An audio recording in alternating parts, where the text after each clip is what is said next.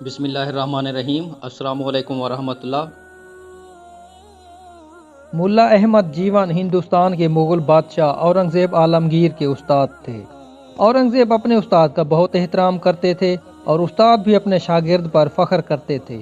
جب اورنگزیب ہندوستان کے بادشاہ بنے تو انہوں نے اپنے غلام کے ذریعے استاد کو پیغام بھیجا کہ وہ کسی دن دہلی تشریف لائیں اور خدمت کا موقع دیں۔ اتفاق سے وہ رمضان کا مہینہ تھا اور مدرسہ کے طالب علموں کو بھی چھٹیاں تھیں، چنانچہ انہوں نے دہلی کا رخ کیا۔ استاد اور شاگرد کی ملاقات عصر کی نماز کے بعد دہلی کی جامع مسجد میں ہوئی۔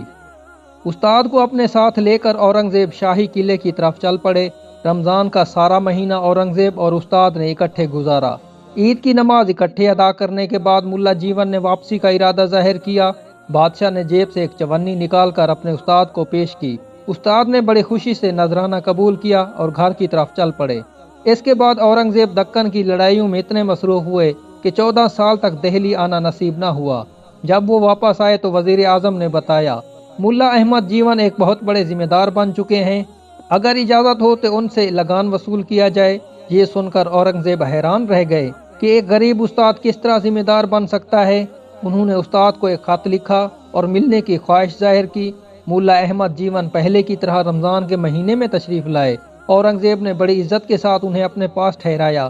ملا احمد کا لباس، بات چیت اور طور طریقے پہلے کی طرح سادہ تھے، اس لیے بادشاہ کو ان سے بڑا ذمہ دار بننے کے بارے میں پوچھنے کا حوصلہ نہ ہو سکا۔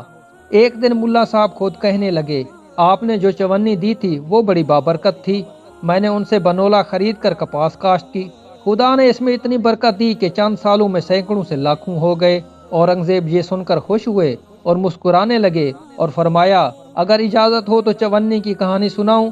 ملا صاحب نے کہا، ضرور سنائیں۔ اورنگزیب نے اپنے خادم کو حکم دیا کہ چاندنی چوک کے سیٹھ اتم چند کو فلاں تاریخ کے کھاتے کے ساتھ پیش کرو۔ سیٹھ اتم چند ایک معمولی بنیا تھا، اسے اورنگزیب کے سامنے پیش کیا گیا تو وہ ڈر کے مارے کانپ رہا تھا۔ اورنگزیب نے نرمی سے کہا کہ آگے آ جاؤ اور بغیر کسی گھبراہٹ کے کھاتا کھول کے خرچ کی تفصیل بیان کرو۔ سیٹھ اتم چند نے اپنا کھاتا کھولا اور تاریخ اور خرچ کی تفصیل سنانے لگا۔ ملا احمد جیون اور اورنگزیب خاموشی سے سنتے رہے۔ ایک جگہ آ کے سیٹھ رک گیا، یہاں خرچ کے طور پر ایک چونی درج تھی، لیکن اس کے سامنے لینے والے کا نام نہیں تھا۔ اورنگزیب نے نرمی سے پوچھا، ہاں بتاؤ یہ چونی کہاں گئی؟ اتم چند نے کھاتا بند کیا اور کہنے لگا، اگر اجازت ہو تو درد بھری داستان عرض کروں؟ بادشاہ نے کہا، اجازت ہے۔ اس نے کہا، اے بادشاہ وقت، ایک رات موسلا دھار بارش ہوئی، میرا مکان ٹپکنے لگا۔ مکان نیا نیا بنا تھا اور تمام کھاتے کی تفصیل بھی اسی مکان میں تھی۔ میں نے بڑی کوشش کی لیکن چھت ٹپکتا رہا۔ میں نے باہر جھانکا تو ایک آدمی لالٹین کے نیچے کھڑا نظر آیا۔ میں نے مزدور خیال کرتے ہوئے پوچھا، اے بھائی مزدوری کرو گے؟ وہ بولا، کیوں نہیں۔ وہ آدمی کام پر لگ گیا۔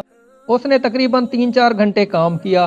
جب مکان ٹپکنا بند ہو گیا تو اس نے اندر آ کر تمام سامان درست کیا۔ اتنے میں صبح کی اذان شروع ہو گئی۔ وہ کہنے لگا، سیٹھ صاحب آپ کا کام مکمل ہو گیا، مجھے اجازت دیجیے۔ میں نے اسے مزدوری دینے کی غرض سے جیب میں ہاتھ ڈالا تو ایک چونی نکلی۔ میں نے اس سے کہا، اے بھائی ابھی میرے پاس یہی چونی ہے، یہ لے، اور صبح دکان پر آنا، تمہیں مزدوری مل جائے گی۔